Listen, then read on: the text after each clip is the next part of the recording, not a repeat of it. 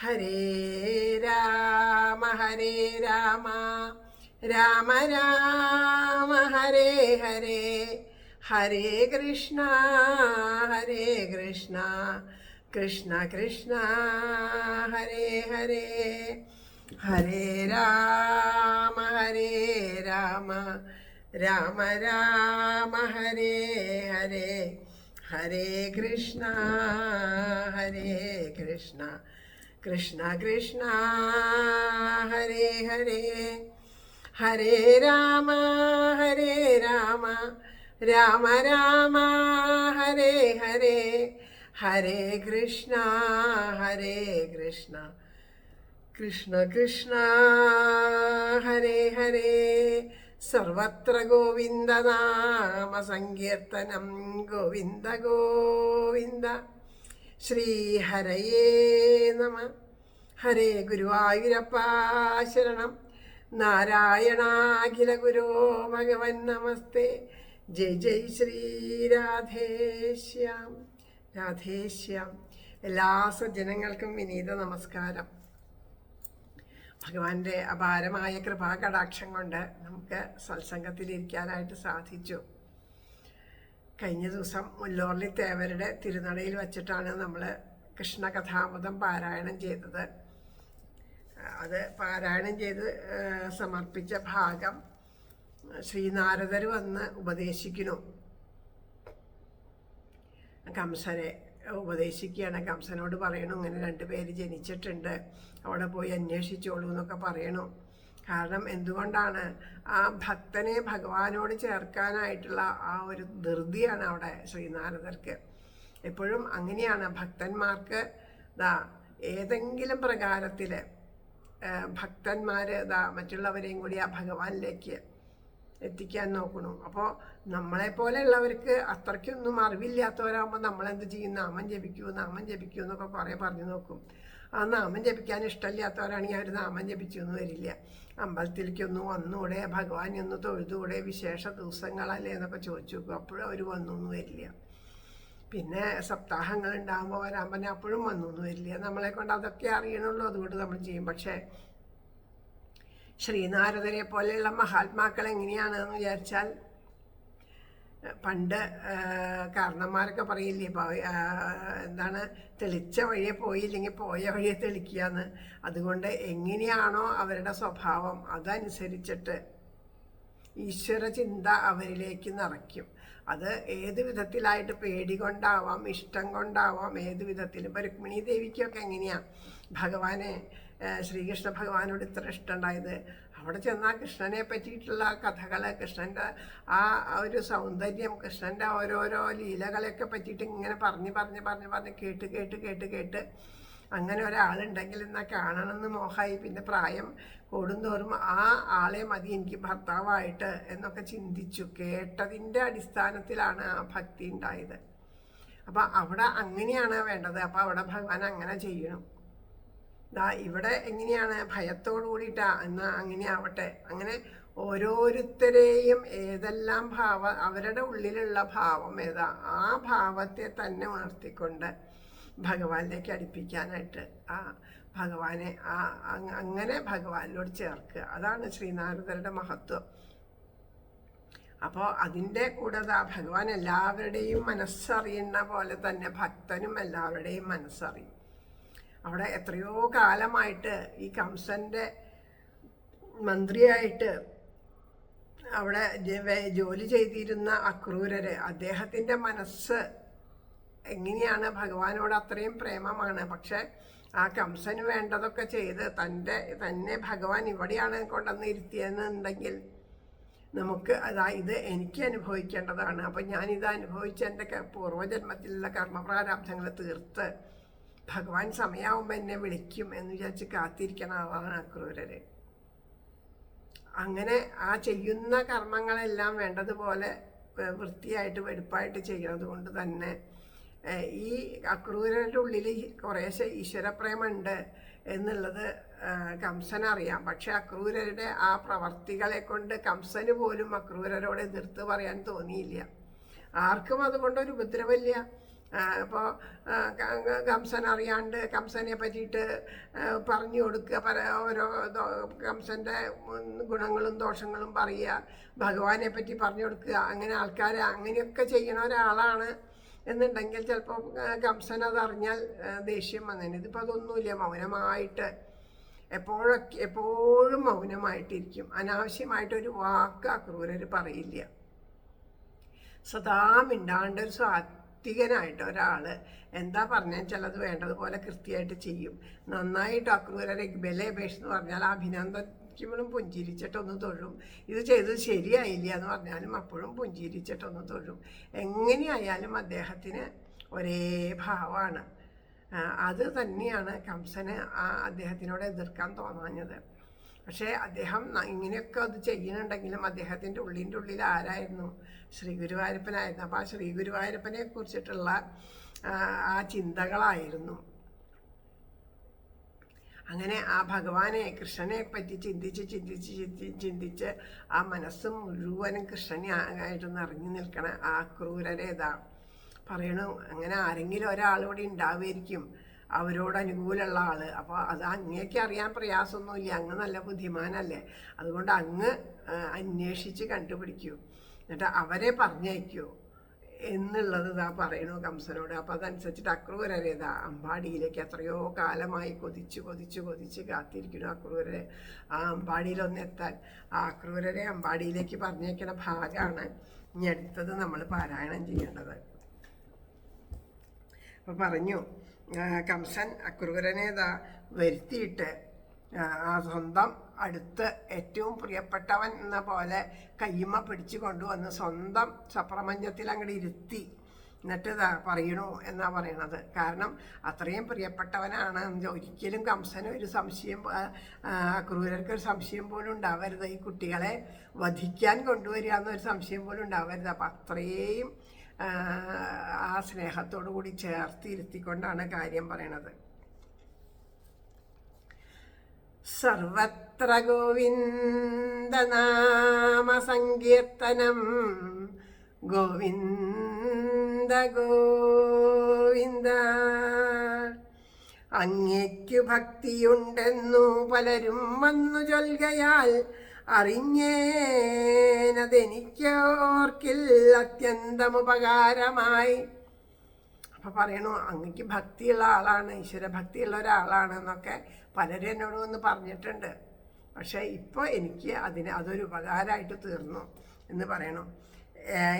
എന്നല്ല ഏകാദശി ദിനം ഇന്നങ്ങയ്ക്ക് ഉപവാസമാം ഗോപിമൺകുരി മാഞ്ഞിട്ടില്ലതാ കാണുന്നു നെറ്റിയിൽ.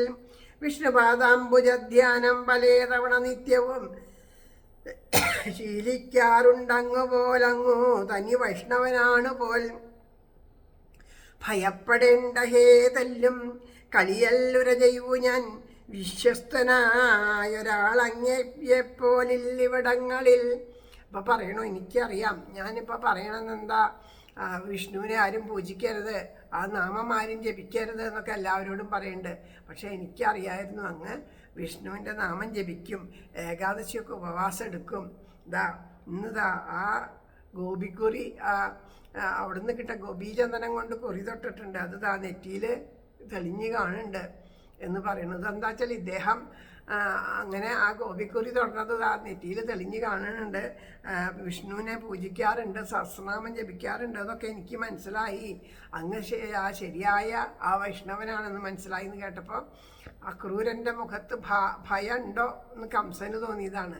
അക്രൂരന് ഭയമൊന്നുമില്ല, കാരണം യഥാർത്ഥമായ ആ വിഷ്ണു ഭക്തരാണെങ്കിൽ അവിടെ ഭയമില്ല. എന്താണോ ഈശ്വര നിശ്ചയം അതുപോലെ അനുഭവിക്കണം അവർ ഉറപ്പിച്ചിരിക്കുകയാണ്. എല്ലാം അവർക്ക് വന്നു ചേരണം നല്ലതായിട്ട് അവർ സ്വീകരിക്കുകയാണ്. മറ്റാരെങ്കിലും ആണെങ്കിൽ ഭയപ്പെടും, ഇനി കംസൻ നമ്മളെ എന്തെങ്കിലും ചെയ്യോ വധിക്കുകയോ എന്നൊക്കെ വിചാരിച്ച് ഭയപ്പെടും.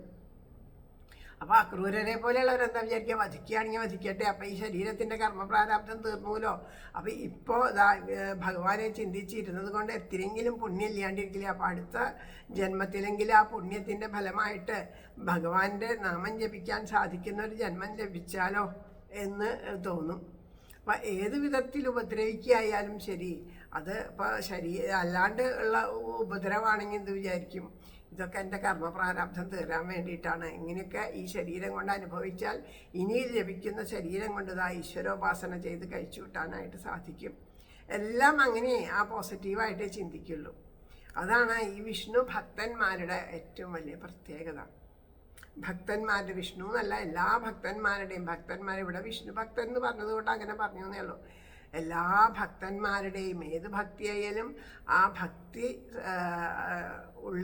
സാത്വികമായ ഭക്തിയാണ്, ഒന്നിനും വേണ്ടിയല്ലാണ്ട് ഭഗവാനെ സ്നേഹിക്കുന്ന ഭക്തിയാണെന്നുണ്ടെങ്കിൽ തീർച്ചയായിട്ടും ആ ഭക്തി അത് ഭയപ്പെടുകയില്ല. ഒരു കാര്യം എന്തെങ്കിലും ചെറിയ നമ്മുടെ ജീവിതത്തിലൊക്കെ ചെറിയ ചെറിയ തടസ്സങ്ങൾ വരുമ്പോഴും എന്തെങ്കിലും ഒരു ബുദ്ധിമുട്ട് വരുമ്പോഴേക്കും നമ്മളാകെ പതറി പകച്ചു ഇനി എന്ത് ചെയ്യും എന്നുള്ള ആ ഒരു വിഷമത്തിൽ എന്തൊക്കെയാ അനുഭവിക്കുക. എന്നിട്ട് എന്തുണ്ടാവും? അവസാനം അതങ്ങോട്ട് കഴിഞ്ഞ് തീരുമ്പോൾ അനുഭവിച്ചതും പറഞ്ഞു, ചിലപ്പോൾ പലതും പറഞ്ഞു എന്ന് വരും, പലതും പ്രവർത്തിച്ചു എന്ന് വരും. അതൊക്കെ അപകടമായിട്ട് തീരും. അതെന്തുകൊണ്ടാണ്? നമ്മുടെ ഉള്ളിൽ ഭഗവാനോട് അത്ര ഉറപ്പില്ല. അതൊക്കെ പറഞ്ഞിരിക്കാന്ന് മാത്രമേ ഉള്ളൂ. ഈശ്വരൻ രക്ഷിക്കും എന്ന് പറഞ്ഞിരിക്കാന്ന് മാത്രമേ ഉള്ളൂ. നമ്മൾ പ്രവർത്തിച്ചില്ലെങ്കിൽ ഒന്നും നടക്കില്ല എന്നുള്ളൊരു മനോഭാവമാണ് നമ്മുടെ ഉള്ളിൽ. ഈശ്വരനേക്കാളും നമുക്ക് ഉറപ്പ് നമ്മളെ തന്നെയാണ്. അപ്പം അതുകൊണ്ട് നമ്മളൊക്കെ അതാണ് ഈ പരിഭ്രമിക്കണത് ഓരോ കാര്യങ്ങൾ വരുമ്പോഴും. അപ്പോൾ അതാ ഇവിടെ കംസൻ പറയണു, ഭയപ്പെടേണ്ട ഹേ തെല്ലും കളിയല്ലുര ചെയ്യൂ ഞാൻ, വിശ്വസ്തനായൊരാൾ അങ്ങയെപ്പോലില്ല ഇവിടങ്ങളിൽ.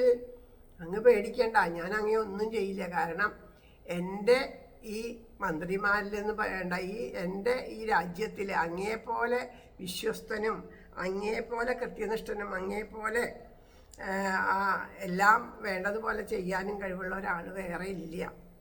അതുകൊണ്ട് തന്നെയാണ് എനിക്ക് അങ്ങേ ഇത്ര ഇഷ്ടം. അതുകൊണ്ട് തന്നെയാണ്. അപ്പം ആ ഒരു ഇഷ്ടമുണ്ട്. അതുകൊണ്ട് ഞാൻ അങ്ങയെ ഒരിക്കലും ഉപദ്രവിക്കൊന്നുമില്ല, പേടിക്കണ്ട എന്ന് പറയുന്നു. തൊഴുതും കൊണ്ടുണർത്തിച്ചാൻ അക്രൂരൻ ഭക്തനല്ല ഞാൻ, ഭക്തനെന്നോതിയിടാം തെറ്റിദ്ധരിക്കല്ല മഹാപ്രഭു. ക്ഷമിക്കണം കേട്ടോ, ഒരു അക്ഷരം തെറ്റി.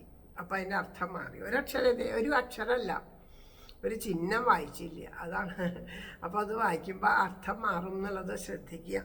തൊഴുതും കൊണ്ടുണർത്തിച്ചാൽ അക്രൂരൻ ഭക്തനല്ല ഞാൻ ഭക്തനൊന്നുമല്ല, ഭുക്തൻ എന്ന് ഓതിയിടാം തെറ്റിദ്ധരിക്കല്ല മഹാപ്രഭു. ഭക്തൻ എന്നൊന്നും പറയാൻ പറ്റില്ല, ഭുക്തൻ എന്ന് പറയാം. കാരണം ഈ ശരീരത്തിന് ഭക്ഷണം ആവശ്യമാണല്ലോ. അപ്പോൾ ഭക്തനാണെങ്കിൽ ആ ഭഗവാന് വേണ്ടിയിട്ട് എല്ലാം ഉപേക്ഷിക്കാൻ തയ്യാറാവണം, വേണ്ടേ? ഇതത് ഉപേക്ഷിക്കണില്ല.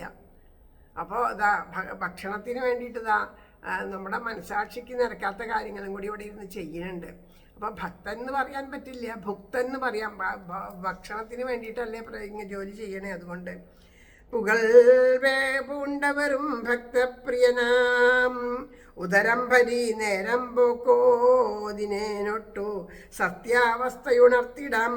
മനുഷ്യജന്മം, ആരോഗ്യം, ആയുസ്, ഉത്തമ ജീവിതം, വാങ്മനസ്സുകൾ തൊട്ടുള്ള സാമഗ്രികളും ഈ വിധം തന്നൊരെന്നാഥനെ തീരെ മറന്നോരോ ദുരാശയാൽ കേവലം ദിവസം പോക്കി വാഴ്വോനെങ്ങനെ ഭക്തനാം. അവനെങ്ങനെയാ ഭക്തൻ എന്ന് വിളിക്കാൻ പറ്റുക?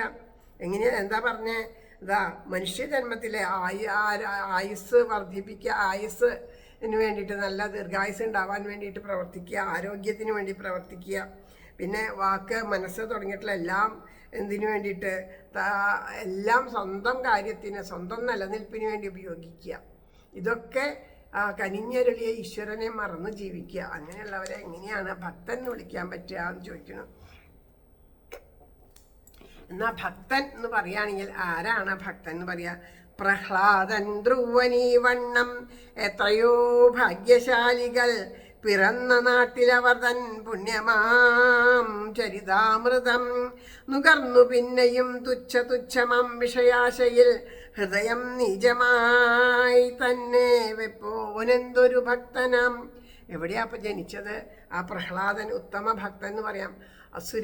അസുരവംശത്തിൽ ജനിച്ചിട്ടും ആ ഭഗവാൻ അല്ലെ എന്തെല്ലാം അപകടങ്ങൾ വന്നിട്ടും ആ ശ്രീഹരിയെ മറക്കാണ്ട് എപ്പോഴും ഹരി ഹരിശരണം ഹരിശരണം ഹരിശരണം ഹരിശരണം എന്ന് മാത്രം ഉച്ചരിച്ചുകൊണ്ട് ഏതെല്ലാം വിധത്തിൽ നാമം ജപിപ്പിക്കാണ്ടിരിക്കാൻ നോക്കി കൊച്ചു പയ്യൻ ആ കുഞ്ഞിനെ ആ കുഞ്ഞ് അതാണ് ഭക്തൻ. ധ്രുവനെ എത്ര പിന്തിരിപ്പിക്കാൻ നോക്കിയിട്ടും പിന്തിരിക്കാണ്ട് ആ ഭഗവാനെ തപസ് ചെയ്ത് പ്രത്യക്ഷപ്പെടുത്തി. അങ്ങനെയുള്ള അവരാണ് ഭക്തന്മാര്. അങ്ങനെയുള്ള ഭക്തന്മാർ ജനിച്ച നാടാണിത്. അവരുടെ കഥകൾ ഇതാ എപ്പോഴും പറഞ്ഞും കേട്ടിട്ട് പോലും ഈ വിഷയസുഖങ്ങൾക്ക് വേണ്ടിയിട്ട് ഹൃദയം നീചമായ പ്രവർത്തികളെ ചെയ്യുക, എന്തിനാ? സ്വന്തം സുഖത്തിന് വേണ്ടിയിട്ട്. അങ്ങനെ ആ വയ്ക്കണവനെ എങ്ങനെയാണ് ഭക്തൻ എന്ന് വിളിക്കാൻ സാധിക്കുക എന്ന് ചോദിക്കുന്നു. അസംഖ്യം ഭഗവൽ ഭക്ത ചൂടാമണികളെ സ്വയം മിന്നിച്ച പുണ്യനാമങ്ങളെങ്ങെങ്ങും വിലസിയിടവേ അതാശ്രയിച്ചു തന്മർത്യജന്മം ശോഭനമാക്കുവാൻ പ്രയത്നിക്കാതെ പലതും പറവോനെന്തൊരു ഭക്തനം. പറയാണ് ആ ഭഗവാൻ എത്രയോ ഭക്തന്മാരെ അനുഗ്രഹിച്ചു. നാമജപത്തിലൂടെ എത്രയോ ജീവന്മാരെ ആ പുണ്യാത്മാക്കളാക്കി മാറ്റി, താൻ തന്നെയാക്കി മാറ്റി. നാമം നാമിയിലെത്തിച്ചു. ആ നാമം കൊണ്ട് ഭഗവാന്റെ ആ ഭഗവാന്റെ ആ സാരൂപ്യ മുക്തി ലഭിച്ചവരെത്രയോ പേരുണ്ട്. അതുപോലെ സായുജ്യം ലഭിച്ചവരെത്രയോ പേരുണ്ട്. ജീവൻ മുക്തനായവരെത്രയോ പേരുണ്ട്. അങ്ങനെയുള്ള അസംഖ്യം ആ ഭക്തന്മാരുണ്ട്. ആ ഭക്തന്മാരുടെ അവരൊക്കെ എങ്ങനെയാണ് അങ്ങനെ ഭക്തി ഉണ്ടായത്? ഭഗവാന്റെ നാമം ജപിച്ചിട്ടാണ് ഭക്തി ഉണ്ടായത്. എന്നാൽ അപ്പോൾ അങ്ങനെയുള്ള അനുഭവങ്ങൾ നമ്മുടെ മുന്നിൽ ധാരാളം പേരുണ്ട് എടുത്തു പറയാൻ. പക്ഷേ എന്നിട്ടും അത് ആശ്രയിച്ചിട്ട് മനുഷ്യജന്മം ലഭിച്ചു. ആ മനുഷ്യജന്മത്തിനെ ആ മനുഷ്യജന്മം കൊണ്ട് ജീവൻ മുക്തനാവാൻ ശ്രമിക്കാതെ കണ്ട് കേവലം നശിച്ചു പോണ പല സുഖങ്ങൾക്ക് വേണ്ടിയിട്ട് പ്രയത്നിക്കുന്ന ഒരു ജീവൻ എങ്ങനെയാണ് ഭക്തൻ എന്ന് പറയാൻ സാധിക്കുക? ഈ ചോദ്യമൊക്കെ ആരോടാണെന്ന്, ഇതൊക്കെ കംസനോട് അക്രൂരർ ചോദിക്കുന്നതാണോ അതോ നമ്മളോടൊക്കെ ചോദിക്കുന്നതാണോ എന്നൊന്ന് ശ്രദ്ധിക്കണേ. വെറും പുൽത്തുമ്പിനേക്കാളും താഴ്മ ശീലിച്ചുമെല്ലവേ മനഃശാന്തി വളർത്തിയിടാൻ മഹാന്മാരുരചെയ്കിലും അതോർക്കാതൊരക്ഷരം പോലും വല്ലോരപ്രിയമോതുകിൽ ക്ഷമ വിട്ടു ഉടലൊട്ടാകെ വിറപ്പിപ്പോനെന്തു ഭക്തനാം. അപ്പം നമുക്ക് ഭക്തി ഉണ്ടോയെന്ന് ഭഗവാൻ പറഞ്ഞു തരുന്നു. നമുക്ക് പറയാണ്, ഒരു പുല്ലിനേക്കാളും താഴ്മ വേണം എന്ന് മഹാത്മാക്കൾ പറഞ്ഞു തന്നെ. എന്തു വന്നാലും നമ്മളെ ബാധിക്കാൻ പാടില്ല. മനസ്സ് ഭഗവാനോട് ചേർത്ത് വെച്ചാൽ ഞാൻ എൻ്റെ എന്നുള്ള ഭാവം ഉണ്ടാവില്ല. അപ്പം പിന്നെ നമുക്ക് എന്തെല്ലാം ബുദ്ധിമുട്ടുകൾ വന്നാലും നമ്മളെ ബാധിക്കില്ല. നമ്മളിതാ ക്ഷമയോട് കൂടിയിട്ട് ഇരിക്കണം. പറഞ്ഞു കേട്ടിട്ടില്ലേ ഒരു മഹാത്മാവിൻ്റെ കഥ?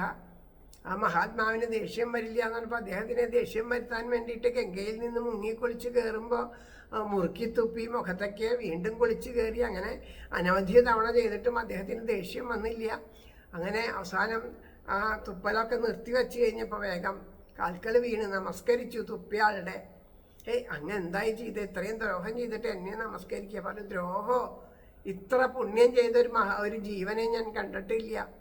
സാധാരണ ഞാൻ ഈ ഗംഗയുടെ മഹത്വമൊക്കെ അറിഞ്ഞിട്ടും കൂടിയും ഈ ഗംഗയിൽ എന്ത് ചെയ്യും? ഒരു തവണ ഇറങ്ങിയൊന്നും മുങ്ങിപ്പോരണു, അത്രയേ ഉള്ളൂ. അങ്ങയുടെ ആ അനുഗ്രഹം കൊണ്ട് ഞാനിതാ ഇപ്പം എത്ര തവണയാണ് ആ ഗംഗയിൽ ഇറങ്ങി മുങ്ങാൻ എനിക്ക് ഭാഗ്യം കിട്ടിയേ. അപ്പം ഇത് അങ്ങ് എനിക്ക് തന്ന അനുഗ്രഹമല്ലേ, അങ്ങൻ്റെ ഗുരുനാഥനല്ലേ എന്ന് പറഞ്ഞിട്ട് അവിടെ നമസ്കരിക്കണു. അത്രയും താഴ്മ പഠിപ്പിക്കുന്ന മഹാത്മാക്കളുണ്ട്.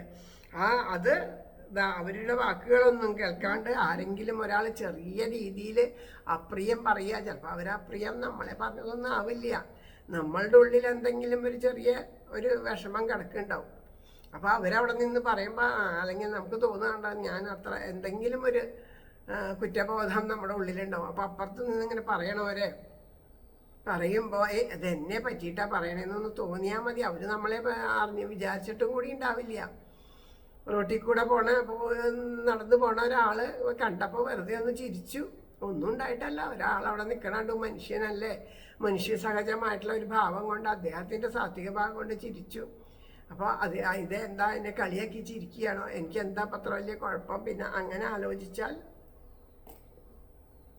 നോക്കും. അപ്പോൾ നമ്മുടെ ചിന്ത അതുകൊണ്ടായിരിക്കും അങ്ങനെ ആരെങ്കിലും അപ്രിയമായിട്ട് പറഞ്ഞാൽ ക്ഷമ വിട്ടിട്ട് ശരീരം മുഴുവൻ വിറപ്പിച്ചുകൊണ്ട് അവരോട് പോരിന് വരുന്നു. പിന്നെ അവരെ പറ്റിയിട്ട് പറയാത്ത വാക്കുകളില്ല. അവരൊന്നും മനസ്സിൽ വിചാരിച്ചിട്ടുണ്ടാവില്ല. അവരുടെ ഏതെങ്കിലും ഒരു പ്രവൃത്തി നമ്മൾ സങ്കല്പിച്ചിട്ട് തെറ്റായിട്ട് വ്യാഖ്യാനിച്ചിട്ടേ ഉണ്ടാവുള്ളൂ. പക്ഷേ പിന്നെ ഉടലാകെ വിറപ്പിച്ചുകൊണ്ട് തട്ടിക്കേറി ചീത്ത പറഞ്ഞ് വഴക്കായി, വക്കാണായി, മറ്റുള്ളവർക്ക് ദ്രോഹമായി. ഇങ്ങനെ ചെയ്യണ ആൾക്ക് എന്തൊരു ഭക്തനാണ് എന്ന് ചോദിക്കുകയാണ്. കർവർണ്ണനെ മനക്കാമ്പിൽ മിന്നിപ്പാൻ യജ്ഞമെന്നിയെ കാമത്തെ തന്നെ പോറ്റിയിടുന്നവന് എന്തൊരു ഭക്തനാം. ആ ഭഗവാൻ നമ്മുടെ ഉള്ളിൽ ഇരിക്കാത്തതിന് കാരണം എന്താ? ആഗ്രഹങ്ങളാണ്. ആഗ്രഹങ്ങളെ ഉപേക്ഷിച്ചാൽ മാത്രമേ ഈശ്വരനെ ലഭിക്കുള്ളൂ. പുറമേട്ടുള്ള ആഗ്രഹങ്ങൾ നമ്മുടെ ഉള്ളിൽ പല വിധത്തിലുള്ള മനോമാലിന്യങ്ങളെ ഉണ്ടാക്കും. അപ്പം വേറെ ഒന്നും വേണ്ട. ഗുരുവായൂരപ്പനെ കിട്ടാൻ എന്താ വേണ്ടോ? ആഗ്രഹങ്ങളെ ഉപേക്ഷിക്കുക, അത്രേ വേണ്ടൂ. ആഗ്രഹങ്ങളെ അങ്ങോട്ട് ഉപേക്ഷിച്ചാൽ പിന്നെ ആഗ്രഹങ്ങളൊന്നും ഇല്ല, പിന്നെ വേറെ ചിന്തകളൊന്നും വരണില്ല. അപ്പം എന്താ? ഭഗവാൻ മനസ്സിൻ്റെ ഉള്ളിലിരിക്കണ തിളങ്ങി വിളങ്ങിയിരിക്കണത് നമുക്ക് എല്ലാവർക്കും ഉള്ളിൽ ആത്മാവായി വിളങ്ങും കൃഷ്ണനെ നമുക്ക് സുഖമായിട്ട് കണ്ണടച്ചാൽ നമുക്ക് അനുഭവമായിട്ട് തീരും. അതിന് നമ്മുടെ ആഗ്രഹങ്ങളെ കളയാൻ നമ്മൾ തയ്യാറല്ല. അങ്ങനെയുള്ള ഒരാൾ ഭഗവാനേക്കാളും കൂടുതലാണ് നമ്മുടെ ആഗ്രഹങ്ങൾ എന്നുള്ള ആള്. അങ്ങനെയുള്ള ആൾ എങ്ങനെയാണ് ഭക്തനായിട്ട് മാറണേന്ന് ചോദിക്കുന്നു. സജ്ജനങ്ങൾക്ക് വാഴ്ത്തിയിടത്തക്കതായൊരു കർമ്മവും ചെയ്യുവാൻ ജന്മത്തിലാവായിൽ അവൻ എന്തൊരു ഭക്തനാം. അതായത് മഹാത്മാക്കളായവർക്ക് സന്തോഷമാവുക. മഹാത്മാക്കളായവർ എല്ലാം ഒരുപോലെ കാണുന്നവരാണെങ്കിലും അവർക്ക് ഈശ്വരീയമായിട്ടുള്ള ഭാവങ്ങൾ, ഈശ്വര കാര്യങ്ങളൊക്കെ ചെയ്തു അങ്ങനെയൊക്കെ ചെയ്യണ കാണുമ്പോൾ അവർക്ക് ഒരു സന്തോഷം ഉണ്ടാവും അവരുടെ ഉള്ളിൽ. അപ്പോൾ അവരെ അങ്ങനെ അവർക്ക് സന്തോഷിക്കാൻ വിധത്തിൽ എന്തെങ്കിലും ഒരു കർമ്മം ചെയ്യുക. അത് ചെയ്യാൻ സാധിക്കാത്ത ഒരാൾ പിന്നെ ചിലപ്പോൾ നാമം ജപിക്കുന്നുണ്ടാവും, അമ്പലത്തിൽ പോകുന്നുണ്ടാവും, കുറേ ദാനധർമ്മങ്ങളൊക്കെ അങ്ങനെ പേരൊക്കെ അച്ചടിച്ചിട്ട് ഇത്ര രൂപ ഇന്ന ആൾ വഹ എന്നൊക്കെ അടിച്ച് അതൊക്കെ അങ്ങനെ 4 ഭാഗത്തും നിറച്ച് ബോർഡൊക്കെ വെച്ചിട്ട് ചെയ്യുന്നുണ്ടാവുമായിരിക്കും. ഇതൊക്കെ ചെയ്യുന്നുണ്ടാവും. പക്ഷേ ഏതെങ്കിലും ഒരു സാത്വികനായിട്ടുള്ള ഒരു സജ്ജനത്തിൻ്റെ അടുത്ത് നിന്ന് അവരുടെ മനസ്സ് സന്തോഷിക്കുന്ന ഒരു പ്രവൃത്തി ചെയ്യാൻ സാധിച്ചില്ല എന്നുവെച്ചാൽ അവൻ എങ്ങനെയാണ് ഭക്തനാവാൻ പറ്റുക? ശമം ദമം ബ്രഹ്മചര്യം, ക്ഷമ തൊട്ട ഗുണങ്ങളിൽ ഒന്നെങ്കിലും പഠിക്കായിൽ അവൻ എന്തൊരു ഭക്തനാം. ശമം ദമം ബ്രഹ്മചര്യം ക്ഷമ അങ്ങനെയുള്ള ധാരാളം സദ്ഗുണങ്ങളുണ്ട്. അതിൽ ഒരു ഗുണമെങ്കിലും നിഷ്ഠയായിട്ട്, എല്ലാ ഗുണവും പറ്റിയില്ലെങ്കിൽ ഏതെങ്കിലും ഒന്ന് എന്ന് മഹാത്മാവ് പാക്കൾ പറഞ്ഞു കഴിഞ്ഞാൽ ഒന്നുണ്ടായാൽ ബാക്കിയെല്ലാം തന്നെ വന്നോളും.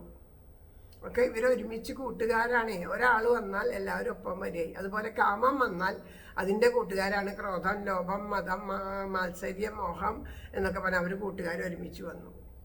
ഇവിടെ പറയണു ശമം ദമം ബ്രഹ്മചര്യം ക്ഷമ തൊട്ടുള്ള സദ്ഗുണങ്ങൾ. ഇതിലേതെങ്കിലും ഒന്ന് നമ്മുടെ ഉള്ളിലുണ്ടായാൽ ബാക്കിയുള്ളവരൊക്കെ കൂടെ പോരും. അപ്പം അങ്ങനെ ഒന്നുപോലും ഇല്ലാണ്ട് വേണ്ടതുപോലെ പൂർണ്ണമായിട്ട് അല്ലേ ക്ഷമയുണ്ട്. ചില കാര്യങ്ങൾ വരുമ്പോൾ ഇടയ്ക്കൊക്കെ ക്ഷമ കൈവിടാറുണ്ടെന്ന് പറഞ്ഞാൽ അവിടെ ക്ഷമയുണ്ടെന്ന് പറഞ്ഞാൽ ക്ഷമയെ ക്ഷമിക്കുക വെച്ചാൽ അക്ഷമയെ ജയിച്ചിട്ടുണ്ടാവണം. ക്രോധത്തിനെ ജയിച്ചാൽ മാത്രമേ ശാന്തമായിട്ടിരിക്കാൻ പറ്റുള്ളൂ. അത് ഏത് വിധത്തിലും ഇപ്പോൾ നമ്മൾ സുധാമാവിൻ്റെ കഥ പറയുമ്പോൾ പറയണില്ലേ, പ്രശാന്താത്മാ ജിതേന്ദ്രിയ വിരക്ത ഇന്ദ്രിയാർത്ഥേഷു. പ്രശാന്താത്മാ ജിതേന്ദ്രിയ വിരക്ത ഇന്ദ്രിയം, ഇന്ദ്രിയങ്ങളിലൊക്കെ വിരക്തി വന്നു. എന്നിട്ട് ഇന്ദ്രിയത്തെ ജയിച്ചാൽ മാത്രമേ പ്രശാന്താത്മാവായിട്ടിരിക്കാൻ സാധിക്കുള്ളൂ. അങ്ങനെ ഇന്ദ്രിയങ്ങളെ ജയിക്കണം, അതാ വേണ്ടത്. ഇടയ്ക്കിടയ്ക്ക് പൊന്തി വരണ്ടെങ്കിൽ അവിടെ വന്നിട്ടില്ല. അപ്പം അങ്ങനെ ഇല്ലാത്ത നമ്മൾ എന്തൊരു ഭക്തിയാണ് നമുക്കുള്ളതെന്ന് ചോദിക്കുക. അപ്പം നമ്മൾ ആരെങ്കിലും ഇപ്പം ഈ അക്രൂരയുടെ വാക്കിൽ ഒരു ഭക്തൻ എന്ന് പറയാൻ ഭക്തി ഉണ്ട് എന്ന് പറയാൻ പോലും നമുക്ക് ലജ്ജ തോന്നണ വിധത്തിലാണ് നമ്മൾ ഓരോരുത്തരും. ആടിക്കുഴഞ്ഞിടും അവളെപ്പോലും അമ്മയായി കാണുവാൻ അഭ്യസിക്കാകിൽ അവൻ എന്തൊരു ഭക്തനാം. പല വിധത്തില് ആടിക്കുഴഞ്ഞ് നടന്ന ആ വേശ്യയെ പോലും അമ്മയായിട്ട് കാണാൻ സാധിക്കണില്ല എന്നുണ്ടെങ്കിൽ അവരെ പോലും അമ്മയായിട്ട് കാണാൻ സാധിക്കണം. അപ്പോൾ അങ്ങനെ സാധിക്കാത്തവരെ ഭക്തരല്ല എന്ന് പറയണു. വെറും മൃഗങ്ങളെപ്പോലെ ആഹാരാദി ചതുഷ്ടയം മാത്രം ശീലിച്ചു പോന്നീടും അവനെന്തൊരു ഭക്തനാം. അല്ലെ, ഭക്ഷണം കഴിക്കുക, ഉറങ്ങുക, അതുപോലെ മൈഥുനം ചെയ്യുക, അങ്ങനെയുള്ള കാര്യങ്ങൾ മാത്രം, ഉണ്ണുക, ഉറങ്ങുക, മൈഥുനം ചെയ്യുക എന്നുള്ള കാര്യങ്ങൾ മാത്രം ഉണ്ടല്ലോ, അങ്ങനെയുള്ളത് മാത്രം അഭ്യസിച്ച് പോന്നിട്ടുള്ള ആൾക്കാർ അവരെങ്ങനെയാ ഭക്തന്മാരാവണേന്ന് ചോദിക്കുന്നു. പരൻ ദുഃഖിപ്പതായി കാണിൽ അലിഞ്ഞാവുന്ന മാതിരി സഹാനുഭൂതി കാട്ടായിൽ അവൻ എന്തൊരു ഭക്തനാം. ധനാദി ചിന്തകൾ വെടിഞ്ഞുള്ള ഉള്ളിലെമ്മട്ടിലെങ്കിലും സത്യവസ്തുവെ മിന്നിക്കാത്തവൻ എന്തൊരു ഭക്തനാം. രാഗവും ദേശവും മറ്റും വച്ചുപോറ്റി മനസ്സതിൽ വിഷ്ണുപാദാംബുജധ്യാനം ചെയ്യാത്തോനെന്തു ഭക്തനാം. ആ മൃഗങ്ങളെ പോലെ ജീവിക്കണോന് എങ്ങനെയാണ് ഭക്തി ഉണ്ടാവണേ? അതുപോലെ അന്യൻ്റെ ദുഃഖങ്ങളും ബുദ്ധിമുട്ടുകളൊക്കെ കാണാണ്ട് ആ സഹാനുഭൂതി എന്നുള്ള ഒരു ഭാവമൊന്നും ഇല്ലാത്തവൻ എന്ത് ഭക്തനാണെന്നാണ് പറയണത്. അതുപോലെ മറ്റുള്ളവരോടുള്ള രാഗവും ദേഷ്യവും ആ ഒരു മമത്വമൊക്കെ ഉള്ളിൻ്റെ ഉള്ളിൽ വച്ചിട്ട് ഭഗവാനെ മറന്നു ജീവിക്കുന്നവൻ എങ്ങനെയാണ് ഭക്തനായിട്ട് വരുന്നത്? അപ്പം ഇത്രയൊക്കെ കേട്ടപ്പോഴേക്ക് നമ്മുടെ കംസൻ്റെ ഉള്ളിൽ ആകെ കൂടി ഒരു വെപ്രാളായി. ഈ പറഞ്ഞ് ഇനിയിപ്പോൾ ഇത് ഭക്തനാക്കി തീർക്കുമോ എന്നുള്ളൊരു പരിഭ്രമാണെന്ന് തോന്നുന്നു. പെട്ടെന്ന് കംസൻ അങ്ങോട്ട് തടഞ്ഞോതിയിടിനൻ കംസൻ എണീറ്റുച്ചത്തിൽ ഈ വിധം ഭക്തികാര്യങ്ങൾ അറിവാനല്ല ഞാൻ ചൊൽവതോർക്കണം. എനിക്കൊരു ഉപകാരത്തെ ചെയ്യുവാനൊരു ഭക്തനെ ആശ്രയിക്കേണ്ട ആവശ്യം അടിയന്തരമാകയാൽ ആളയച്ചുള്ളതാം കാര്യം ഗൂഢമായുര ചെയ്തിടാം. സാധിച്ചാലൻ മുഖ്യമന്ത്രി സ്ഥാനം അങ്ങയ്ക്കു തീർച്ചയാം. ഇത് ഇത്ര ഇങ്ങനെ പറയണ കേട്ടപ്പോൾ അപ്പോഴേക്കും പരിഭ്രമായി. നമ്മളിതാ ആരെങ്കിലുമൊക്കെ നമ്മുടെ വീട്ടിൽ വരുമ്പോൾ അത്രയ്ക്ക് അങ്ങോട്ട് ഭാഗവതം അതൊക്കെ കേൾക്കാൻ അത്ര ഇഷ്ടമില്ലാത്ത ഒരാളോട് എന്തെങ്കിലുമൊക്കെ അത് പറയുമ്പോൾ എന്തെങ്കിലും ഒരു ചോദ്യം ചോദിച്ചാൽ ഈ ഭക്തന്മാർ വെച്ചാൽ അക്രൂരൻ അത്രയും ഭക്തിയുള്ളവരാണ്. അപ്പോൾ ഭക്തന്മാരുടെ ഒരു ലക്ഷണം തന്നെ അതാണ്. ഏതെങ്കിലും വിധത്തിലൊരു കാര്യം ഉണ്ടാക്കിയിട്ട് കുറച്ച് കാര്യങ്ങളും ഭഗവാനെ പറ്റിയിട്ട് പറയുക. അങ്ങനെ പറയാൻ സാധിച്ചിട്ട് ആ വാക്ക് ഏതെങ്കിലും ഒരു വാക്ക് ആ ജീവൻ്റെ ഉള്ളിലേക്ക് കടന്നുകൂടി അവനെ ഒരു ഭക്തി ഉള്ള അവൻ്റെ മനസ്സിൽ ഭക്തി നിറയ്ക്കാൻ കഴിഞ്ഞാൽ ഭാഗ്യമായില്ലോ. അപ്പോൾ കിട്ടണ അവസരമൊക്കെ അവർ പാഴാക്കാണ്ട് ഉപയോഗിക്കും. അങ്ങനെ ഇവിടെ അക്രൂരർ പറഞ്ഞപ്പോൾ കംസൻ പറഞ്ഞു മതി നിർത്തും. ഞാൻ ഭക്തി പഠിക്കാനോ ഭക്തനാവാനോ ഒന്നും വേണ്ടിയിട്ടല്ല നിങ്ങളെ ഇങ്ങോട്ട് വരുത്തിയത്. എനിക്കൊരു കാര്യം സാധിക്കാനുണ്ട്. ആ കാര്യം സാധിക്കാൻ നിങ്ങളെപ്പോലെ ഒരാളെ ആവശ്യമുണ്ട്. അതുകൊണ്ടാണ് വന്നത്. അതുകൊണ്ട് ഞാനിതാ കാര്യം പറയാം, അത് സാധിക്കുക, അല്ലാണ്ട് അതിലപ്പുറത്തൊന്നും. അപ്പോഴേക്കും നേരത്തെ പറഞ്ഞ് കൈ പിടിച്ച് മെത്തയിലിരുത്തി ആ ഭംഗിവാക്കുകൾ പറഞ്ഞത് ഒക്കെ എല്ലാം വിട്ടു. അപ്പോഴേക്കും ആ ക്രോധമൊക്കെ ഉള്ളിൽ നിന്ന് ഇതൊക്കെ അഭിനയമാണല്ലോ. അപ്പോൾ അഭിനയിക്കുമ്പോൾ എപ്പോഴാ അത് പൊട്ടിപ്പുറപ്പെടുക എന്നൊന്നും നമുക്ക് പറയാൻ പറ്റില്ല. അതാണ്. അപ്പോൾ അത് വന്നു അത് പറയണു. ഞാൻ ഈ പറയുന്ന കാര്യം അങ്ങ് എനിക്ക് സാധിച്ചു തന്നാൽ ഞാൻ അങ്ങേ മുഖ്യമന്ത്രിയാക്കാം എന്നാണ് പറയണത്. ഗോകുലത്തിങ്കലേക്കൊന്നു പോയി വരേണം നിഗൂഢമായി. വസുദേവന്റെ പുത്രന്മാരവിടം വാഴു നിർഭയം.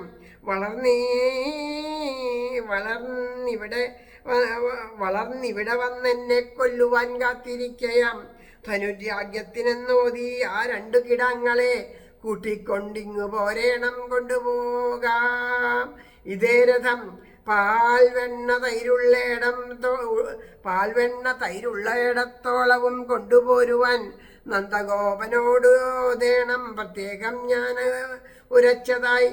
ഇവിടേക്കെത്തിയാലെല്ലാം ചെയ്യാൻ വേണ്ടതുമാതിരി കൊല്ലിച്ചീടാം കുവലയാപീഠത്തെ കൊണ്ടവറ്റയെ, അല്ലെങ്കിൽ മല്ലന്മാരില്ലേ സംശയിക്കേണ്ടതാനതിൽ. അവരെ കൊന്നു വസുദേവനെയും കൂട്ടരെയും കൊല്ലാം വാർദ്ധക്യമാർന്നീടും രാജ്യം കാമിക്കും അച്ഛനെ. ഇപ്പം ആ കാര്യം അങ്ങോട്ട് പറഞ്ഞു അക്രൂരരോട്. ഞാനേ ഭക്തി പഠിക്കാനൊന്നല്ല വിളിച്ച്. ആ രാമനെയും കൃഷ്ണനെയും ഉണ്ടല്ലോ, അവരിതാ വളർന്ന് വലുതായിട്ട് എന്നെ വധിക്കാനെന്നും പറഞ്ഞിട്ട് അവിടെ ഉണ്ട്, അവിടെ ഉണ്ട് എന്നുള്ള അറിവ് കിട്ടിയിട്ടുണ്ട്. അവരെ ഇതാ അങ്ങോട്ട് കൊണ്ടുവരണം. അവരെ ധനുര്യാഗത്തിനാണെന്ന് പറഞ്ഞ് കൊണ്ടുവരിക.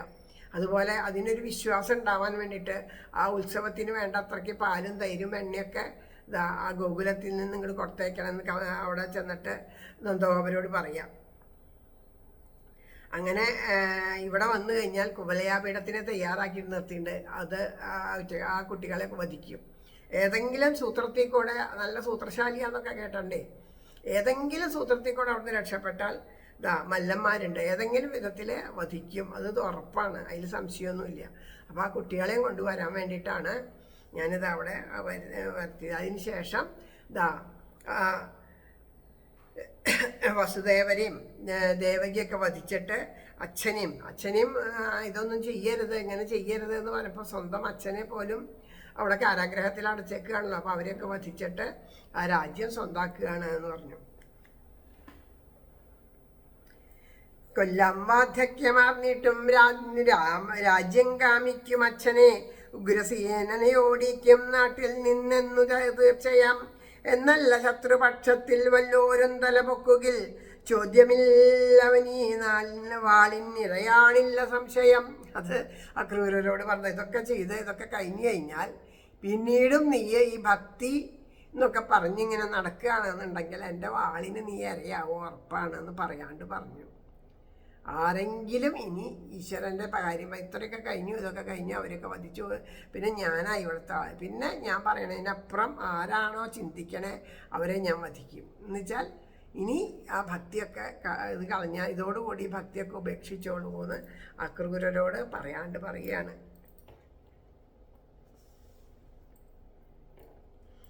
ജരാസന്ധൻ മുരൻ ബാണൻ ദിവിതൻ നരകാദികൾ പ്രാണൻ പോലും ഉപേക്ഷിപ്പാൻ തയ്യാറാണവരേവരും.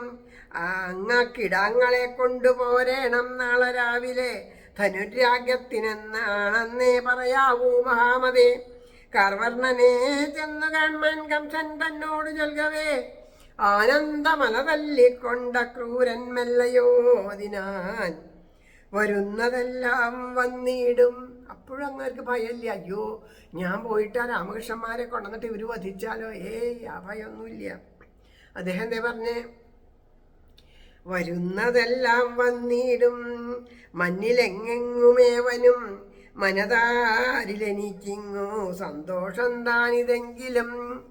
കളവാലത്തരം പൈതങ്ങളെ നാം കൊണ്ടുപോരുകിൽ കഷ്ടമാവില്ലയോ പിന്നീട്, അതാണിങ്ങൊരു സംശയം. അദ്ദേഹത്തിന് വേറെ ബുദ്ധിമുട്ടൊന്നുമില്ല. എന്താ വരണ്ടതെന്ന് വെച്ചാൽ അത് വരും. പക്ഷെ കളവ് പറഞ്ഞു കൊണ്ടുവരിക, കളവ് പറയാൻ അങ്ങനെ കളവായിട്ട് ഒരു വാക്ക് പറയേണ്ടി വരില്ല അവരോട്, അത് ബുദ്ധിമുട്ടാവില്ലേ ചോദിക്കണം. ആകണം കപടോപായാം എന്നോടാവിധമായി സ്കലൻ ഉര ചെയ്തില്ലയോ നേരിട്ടറിയണം അതിൻ ഫലം. അപ്പോൾ രാവണം കളവ് പറഞ്ഞിട്ടല്ലേ എന്നെ പറ്റിച്ച്, അതേ കളവ് കൊണ്ട് തന്നെ ഞാൻ അവരെ പറ്റിക്കാൻ പോകും. എന്താ എന്നോട് പറഞ്ഞ് 8ാമത്തെ പുത്രൻ വധിക്കുന്നു പറഞ്ഞു. എന്നിട്ട് ആ കുട്ടിയെ അവിടെ കൊണ്ടുവന്നാക്കിയിട്ട് അവിടുത്തെ ഏതോ ഒരു പെൺകുട്ടിയെ കാണിച്ചിട്ട് എന്നെ പറ്റിച്ചില്ലേ, കളവല്ലേ കാട്ടിയത്. അപ്പം അതേ കളവ് കൊണ്ട് തന്നെ ഞാനിതാ വധിക്കാൻ പോണു എന്ന് പറയണം. ഇവണ്ണം നിർബനാജ്ഞാപിച്ചുടനാ ഭക്തവര്യനെ അയച്ചുതൻ മണിയറ പൂകിനാഞ്ചരിതാർത്ഥനായി കംസൻ തനിക്കേകിയ മംഗളാജ്ഞ വഹിച്ചു മൂർധാവിൽ മഹാനുഭാവൻ. നേരം പുലർന്നീടുവതിന്നു കാത്തുകൊണ്ടേറെ മിന്നിച്ചു നിജം നികേതം. അങ്ങനെതാ ആ കംസന് ആ ഒരു നിമിഷം തൊട്ടിട്ട് പരമാനന്ദമായിരുന്നു. എങ്ങനെയോ ശരീരം ചലിക്കുന്നുണ്ടോ എന്നുവെച്ചാൽ എങ്ങനെയോ ചലിക്കണു. തൻ്റെ ആ ഗൃഹത്തിൽ പോയിട്ടിതാ അവിടെ എങ്ങനെ ഇരിക്കുകയാണ്, നാളെ നേരം വെളിച്ചാവണം എന്ന് കാത്തിട്ട് ഇരിക്കുകയാണ്.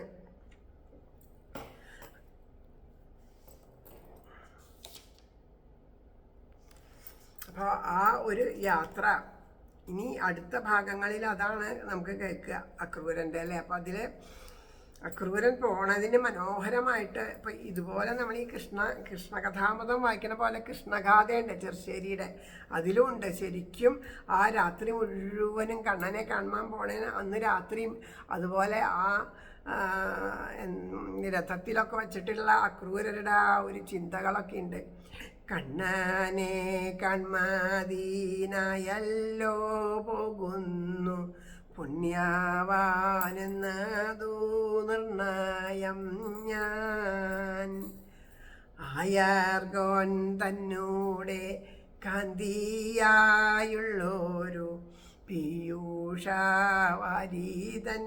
പൂരം തന്നെ കോരി നീറച്ചുകൊണ്ടെന്നൂടെ കണ്ണീണ പരങ്കോളിർപ്പിച്ചു നിൽപ്പനോ ഞാൻ. കർവർണ്ണൻ തന്നൂടെ കൺമൂനായോരു കർവണ്ടു വന്നിങ്ങു മെല്ലെ മെല്ലെ ദീനനായി നിന്നോരു ഞാനായ പൂവിൽ ആനന്ദമാടിക്കളിക്കുമോ താൻ. അപ്പം നോക്കണു എന്താ പറയണത് നോക്കൂ. ആ ഭഗവാനെ കാണാനായിട്ട് ഞാൻ അവിടെ ചെന്നിട്ട് ആ കൊതിയോട് കൂടിയിട്ട് ഞാനിങ്ങനെ നോക്കി നിൽക്കണു. ആ ഭഗവാനെ നോക്കി നിൽക്കുമ്പോൾ ആ ഭഗവാന്റെ കണ്ണുകൾ അതിനെ എന്താ കാർവണ്ടിനെ പോലെയാണ്. ആ കണ്ണിൻ്റെ നോട്ടം എങ്ങനെയാണ്, ഒരു വണ്ടിനെ പോലെ പറയണു ആ നോട്ടം. അത് വന്നിട്ട് ഞാനാകുന്ന ആ പൂവിൽ നിന്ന് ആനന്ദമാകുന്ന ആ തേൻ കുടിക്കാൻ വേണ്ടിയിട്ട് വരുമോ എന്ന് ചോദിക്കുകയാണ്. കണ്ണൻ്റെ തൂമൊഴിയായോരു തേൻ കൊണ്ടൻ കർണങ്ങൾ രണ്ടും നിറച്ചു ചെമ്മേ പൂമാതു പൂണുന്ന പൂമേനി കണ്ടു കണ്ട മോദം പൂണ്ടിങ്ങു നിൽപ്പനോ ഞാൻ. പുഞ്ചിരിയായൊരു തുന്നിലാവേറ്റു നീ നെഞ്ചിത്താമായുള്ളോരമ്പാമ്പൽ ചെമ്മേ ഉല്ലസിച്ചാനന്ദമായോരു തേനും പൂണ്ടല്ലേ പോക്കുമാറുണ്ടോ വന്നു. എന്തൊരു മനോഹരമായിട്ടാണ് ആ വരികൾ ഓരോന്നും നമ്മുടെ ഹൃദയത്തിലേക്ക് നിറച്ച് ആ തേൻ മൊഴി നിറയ്ക്കുകയാണ്. വെണ്ണാപീരണ്ടിട്ടു തിന്നം കൂളിർത്തുള്ളോരുണ്ണിക്കയ്യൊന്നു മൂകർന്നൂതാവൂ കണ്ടോരു നേരത്തു കർമൂകിൽ വർണ്ണനെ മണ്ടിയാണഞ്ഞൊന്നു പൂണ്ടൂതാവൂ ചെവടി രണ്ടുമേടുത്തൂടൻ മെല്ലവേ ചോടു മൗലിയിൽ ചേർത്തൂതാവൂ. രാത്രി മുഴുവനും അക്രൂരൻ ആലോചിക്കുകയാണ് എത്രയോ കാലമായിട്ട് ഈ കംസൻ്റെ ഈ ജോലിയാണ് ഭഗവാൻ എന്നെ ഏൽപ്പിച്ചതെന്നുണ്ടെങ്കിലും അതിനിടയിലും ഈശ്വരനെ മറക്കാണ്ട് സദാ സദാ സദാ ഈശ്വര ചിന്തയിൽ ഇരുന്നു കൊണ്ട് എനിക്കായിട്ട് വിധിച്ചിട്ടുള്ള ഓരോ കർമ്മങ്ങളും ഞാനിതാ ചെയ്തുകൊണ്ടിരിക്കുകയായിരുന്നു. എല്ലാവരും രാത്രിയിൽ സുഖമായി ഉറങ്ങുമ്പോൾ ഞാനൊരിക്കലും ഉറങ്ങാണ്ട് കാത്തിരുന്നു. ആ ഗോപികമാർ പറഞ്ഞു കേട്ടിട്ടുള്ള കൃഷ്ണൻ്റെ കഥകളെ പറ്റി ഓർത്ത്, ആ കൃഷ്ണൻ്റെ ലീലകളെ പറ്റി ഓർത്ത്, ആ പരമാനന്ദത്തിൽ അലിഞ്ഞുകൊണ്ട് കൃഷ്ണ ഹരേ ജയ കൃഷ്ണ ഹരേ ജയ കൃഷ്ണ ഹരേ ജയ കൃഷ്ണ ഹരേ കൃഷ്ണ ഹരേ ജയ കൃഷ്ണ ഹരേ ജയ കൃഷ്ണ ഹരേ ജയ കൃഷ്ണ ഹരേ. ആ ഗോപികമാരുടെ കഥകൾ അവർ വന്ന് ഓരോ സ്ഥലത്ത് അക്രൂരൻ ഇപ്പം അക്രൂരൻ്റെതായ ഏൽപ്പിച്ച ജോലികൾ ചെയ്യാവും. അപ്പോൾ ആ ജോലികൾ ചെയ്യണ സമയത്ത് ഇവർ തൈരും പാലും ഒക്കെ കൊണ്ടുവന്ന് അവിടെ ഇരിക്കുന്നു. അപ്പോൾ അത് ആ പാത്രങ്ങളിലൊക്കെ കൊണ്ടുവന്ന് നിറച്ച് അത് എടുത്ത് വയ്ക്കുക അങ്ങനെയുള്ള പണികൾ അവിടെ ചെയ്യുന്നു. അപ്പോൾ അവിടെയുള്ള സ്ത്രീകൾ ഈ ഗോപികമാരുടെ ചുറ്റും കൂടി കഴിഞ്ഞിട്ട് കൃഷ്ണനെ പറ്റി ചോദിക്കും, ഇന്ന് എന്തൊക്കെ ലീലകളാണ്, ഇന്ന് എന്തൊക്കെയാണ് ഉണ്ടായേ, ഇന്ന് നിങ്ങളെ എങ്ങനെയാണ് കൃഷ്ണൻ സന്തോഷിപ്പിച്ചത്, ഇന്ന് എപ്പോഴാണ് ശ്രീകൃഷ്ണൻ ഉണർന്ന വഴി ഇന്ന് എന്താ ആദ്യം കാണിച്ച ലീല എന്താണ് എന്നെല്ലാം അവർ ആ കൊതിയോടുകൂടി ചോദിക്കുന്നു. അപ്പോൾ അവർ ഓരോരോ കാര്യങ്ങളും കണ്ണു തുറന്നപ്പോഴേ, ഇന്ന് എന്നെയാണ് കണ്ണൻ ആദ്യം നോക്കിയത്, ഞാനന്ന് അപ്പോഴേക്കും അവിടെ ചെന്നിട്ടുണ്ടായിരുന്നു എന്ന് പറഞ്ഞ് ഗോപികമാർ ഓരോന്ന് പറയണു. ആ ഭഗവാന്റെ നോട്ടം, ഭാവം, ആ കുഞ്ഞി കൈ കൊണ്ട് അവർക്ക് വേണ്ടിയിട്ട് ഓരോരോ കൈങ്കര്യങ്ങൾ ചെയ്തു കൊടുക്കും. കണ്ണനോട് പറയും, കണ്ണാ അതുകൊണ്ട് എടുത്തുകൊണ്ട് വരുമെന്ന് പറഞ്ഞാൽ കണ്ണൻ ആ കുഞ്ഞി കൈ കൊണ്ട് താങ്ങി പിടിച്ച് കൊണ്ടു കൊടുക്കണു അവർക്ക് ഓരോരോ സാധനങ്ങൾ. ഇത്തിരി വെണ്ണ കൊടുത്തിട്ട്, കണ്ണാ ഒന്ന് നൃത്തം വയ്ക്കൂ കണ്ണാ എന്ന് പറയുമ്പോൾ കണ്ണൻ ആ കുഞ്ഞിക്കാല് വെച്ചിട്ട് ഇങ്ങനെ കുഞ്ഞിച്ചിലമ്പിട്ടു നൃത്തം വച്ചു അല്ലെ, ആ കുഞ്ഞിച്ചിലമ്പിട്ടിട്ട് നൃത്തം വയ്ക്കുകയാണ്. ആ നൃത്തം വെച്ചുകൊണ്ട് ആ കണ്ണൻ സന്തോഷിപ്പിക്കണം. അപ്പം ഇതൊക്കെ പറയുമ്പോൾ ഈ അക്രൂരര് രഹസ്യമായിട്ട് ഈ ഗോപികമാരുടെ മുഖത്തേക്ക് നോക്കും.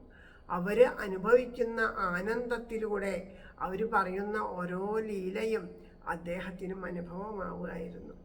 അങ്ങനെ പകല് മുഴുവനും ഓരോരോ സ്ഥലത്ത് നിന്ന് ഓരോ ഗോപികമാരുടെ അടുത്ത് നിന്നതാ ഓരോന്നും കേട്ടിട്ടും, അത് കഴിഞ്ഞാൽ ആ ഗോപികമാർ പോയി കഴിഞ്ഞാൽ ആരും അറിയാണ്ട് ഈ സ്ത്രീകളും അവിടെ ഇരുന്നിട്ട് ആ ഗോപികമാരുടെ ഭാഗ്യത്തെ പറ്റിയിട്ടും ഓരോ കാര്യങ്ങളെ പറ്റിയും പറയണം. അപ്പോൾ ഒരുപക്ഷെ ഗോപികമാർ പറഞ്ഞേക്കാളും കുറച്ചും കൂടിയും കൂട്ടിയിട്ടാവും അവിടെയുള്ള, അങ്ങനെയാണല്ലോ ആ സ്ത്രീകൾ കണ്ണനെ പറ്റിയിട്ടൊക്കെ മറ്റുള്ളവരോട് പറയുക, അവർ കണ്ട പോലെ അവർ പറയുക. ഇതൊക്കെ അക്രൂരരുടെ ചെവിയിൽ കൂടെ അദ്ദേഹം ആ കർണത്തിലൂടെ ഉള്ളിലേക്ക് ശേഖരിച്ച് വച്ചതിന് ശേഷം രാത്രിയുടെ ആ നിശബ്ദയാമങ്ങളിലിതാ പശു എങ്ങനെയാണോ ആഹാരം കഴിച്ചതിന് ശേഷം ഇടയ്ക്ക് അതിനെങ്ങനെ തേട്ടിയെടുത്ത് അയവിറക്കണത്, അതുപോലെ അദ്ദേഹം ഇതെല്ലാം തൻ്റെ ആ മനസ്സിലൂടെ വീണ്ടും മനനം ചെയ്ത് ആസ്വദിച്ച് കണ്ണുകൾ രണ്ടും ഇങ്ങനെതാ നിറഞ്ഞൊഴുകിക്കൊണ്ടേയിരിക്കുന്നു. ആ കൃഷ്ണ ആനന്ദത്തിലെ പരമാനന്ദത്തിൽ ലയിച്ച് ഓരോ നിമിഷവും കഴിഞ്ഞു പോണു. അങ്ങനെയുള്ള അക്രൂരരാണ് പറയണത് ഞാൻ ഭക്തനല്ല എന്ന്. ആലോചിച്ച് നോക്കൂ, നമുക്കൊക്കെ ഭക്തി ഉണ്ടോ എന്നുള്ളത്. അങ്ങനെയുള്ള അക്രൂരരത അടുത്ത ദിവസം വൃന്ദാവനത്തിലേക്ക് യാത്ര ചെയ്യുന്ന ഭാഗം വരെയാണ് അവിടെ പാരായണം ചെയ്ത് നിർത്തിയത്. അടുത്ത ദിവസം അത് വേണ്ടതുപോലെ അനുസ്മരിക്കാൻ ഭഗവാൻ നമ്മളെ അനുഗ്രഹിക്കട്ടെ എന്ന് പ്രാർത്ഥിച്ചുകൊണ്ട് ഇന്നത്തെ ഈ വാക്കുകൾ ഭഗവാന്റെ ശ്രീ ഗുരുവായൂരപ്പൻ്റെ പാദത്തിൽ സമർപ്പിക്കണം. എല്ലാവരുടെയും ഉള്ളിൽ ഭക്തി ഉണ്ടാക്കണേ എന്ന് പ്രാർത്ഥിക്കണം. പറയാനും കേൾക്കാനും ഞങ്ങൾക്ക് എപ്പോഴും അവസരം തരണേ ഗുരുവായൂരപ്പ എന്ന് പ്രാർത്ഥിക്കണം. എല്ലാ സജ്ജനങ്ങളുടെയും പാദത്തിലും മനസ്സുകൊണ്ട് വീണ് നമസ്കരിക്കുകയാണ്. ഇനി അടുത്ത ദിവസം നമുക്ക് അടുത്ത ഭാഗങ്ങൾ കേൾക്കാം.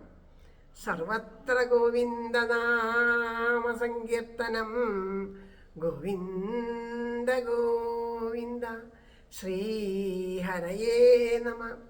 ഹരേ ഗുരുവായൂരപ്പ ശരണം.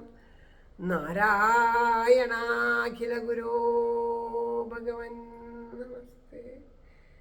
ശ്രീഹരയേ നമ. ജയ് ജയ് ശ്രീ രാധേശ്യാം.